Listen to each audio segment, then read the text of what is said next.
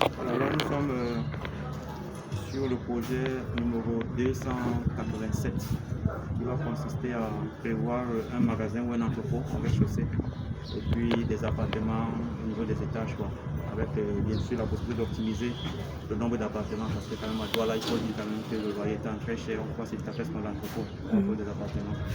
Par contre, on a des contraintes qui situent le fait qu'il y ait la présence d'une mosquée là-dessus et que quelques bâtisses soient justement démolies pour la plupart.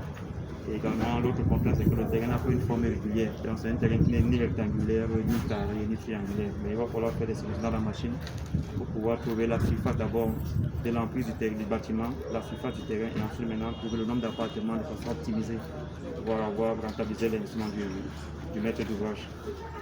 Donc nous allons procéder en 4 phases. La première phase sera basée sur l'avant-projet sommaire, consistera à matérialiser l'idée du client sur le papier et dans la machine avec une simulation 3D également, une animation.